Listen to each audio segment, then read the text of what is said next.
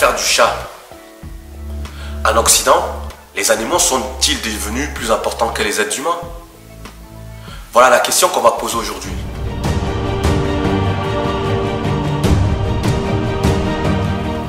Bonjour, mon nom est Alain Meyong. Aujourd'hui, on va parler de l'affaire du chat avec Kurt Zouma. Pourquoi je reparle de ça aujourd'hui? Ça fait très longtemps que c'est passé. Oui, mais il m'a fallu du temps pour digérer, pour essayer de remettre les choses en perspective.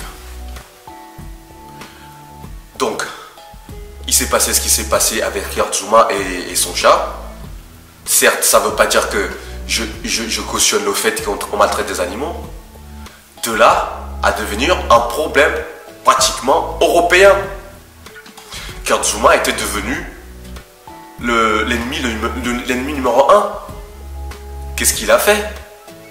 Il a tué le chat? Non. Il a tué quelqu'un? Non. Pourquoi on a exagéré sur cette affaire comme ça? Que ça soit dans tous les médias, dans les réseaux sociaux, c'était devenu du lynchage humain. Pourquoi? Pourquoi Kurt Zouma est devenu le diable, le monstre, parce qu'il aurait maltraité son chat? Est-ce que c'est normal? On sait qu'ici en Occident, il y a toujours des polémiques sur des choses qui n'ont rien à voir et sur des vraies choses, c'est-à-dire les sujets les plus importants, on n'entend pas beaucoup des échos de cette façon. J'ai entendu certains journalistes dire si j'étais son employeur, je le virerais de son club sur l'Auchan. D'autres dire il faut qu'on lui suspende je ne sais pas combien de salaire. Pourquoi tout cet acharnement? Parce que c'est Kurt Zouma, parce qu'il s'appelle Zouma? Parce que des fois il faut dire les choses.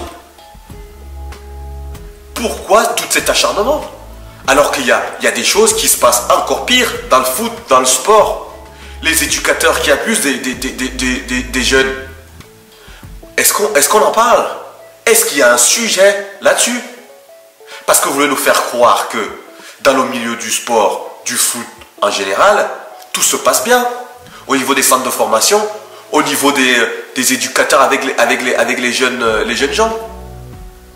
Il y a bien des histoires qui se passent très mal, notamment des histoires d'attouchement, de viol, ou même des éducateurs qui mettent les jeunes filles enceintes. Pourquoi on n'entend jamais parler de ça? Mais là, on a parlé d'histoire du chat comme si Kurt Zouma avait tué la moitié d'une équipe. Je sais pas moi. Qu'est-ce qui s'est passé? Pourquoi autant d'hystérie sur un sujet qui n'en demande pas tant? Pourquoi? Je pose toujours des questions. Peut-être que je pose des questions qui fâchent, mais je suis là pour les poser. Et après, je donne mon avis.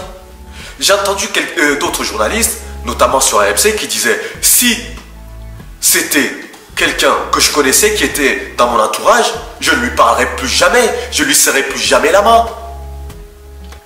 Ce journaliste-là, il se reconnaîtra, c'est quelqu'un de très influent. Mais dans son journal, dans sa radio où il travaille, est-ce qu'il sait ce que ses patrons font derrière? Est-ce qu'il sait, les propriétaires de sa radio, qu'est-ce qu'ils peuvent faire aujourd'hui? Mais là, non. Le mec était prêt à se sacrifier en disant moi, si ça dépendait que de moi, je le virerais, je le traînerais par terre. Est-ce normal? Est-ce normal? Tous les jours en France, il y a des gens qui se font agresser, qui se font gifler. Mais c'est aussi de la violence. Pourquoi autant d'hystérie sur un sujet du chat? On a entendu parler en Espagne, en Angleterre. En Angleterre, c'est normal parce que c'est là-bas que ça s'est passé. En Allemagne. En France, n'en parlons même pas. Pourquoi tout cet acharnement? Alors qu'il y a bien pire, il y a des criminels dans ces radios. Quand on regarde les débats à la télé soi-disant, il y a même des gens qui se présentent pour devenir président de la République qui ont été condamnés pour racisme. Mais ils sont devant les médias et ils sont présents pour devenir président de la France. Donc vous voulez me dire que être condamné pour racisme, c'est moins important que de taper un chat? Ben oui, là on reconnaît bien nos 2 poids, 2 mesures. Et après vous dites que les gens sont complotistes. Non, on voit exactement le traitement des faits. Si déjà il y a l'objectivité dans le traitement des faits, oui. Mais là, c'est même un aveugle verrait que ce n'est pas possible. Je vais vous donner quelques exemples pour vous expliquer exactement qu'est-ce qui se passe, pour un peu vous faire comprendre où je vais en venir. Quand tu vois dans un stade de foot, hein, toute une tribune qui crie, qui font des cris de singe, qui lancent des bananes sur les joueurs noirs, qu'est-ce qui se passe après les matchs? Rien. Rien. On va entendre un mot. Oui, un tel, il a été insulté. Mais c'était une infime partie de la tribune. C'était peut-être 2 ou 3 abrutis. Et on va rester là. C'est 2 ou 3 abrutis. Et ça fait des dizaines d'années qu'il y a 2 ou 3 abrutis qui insultent des noirs dans les stades en France. Hein. Mais est-ce qu'il y a eu un tollé pareil, que ce soit dans les réseaux sociaux ou dans les médias? Parce que s'il y avait eu ça, je pense que ça cesserait immédiatement.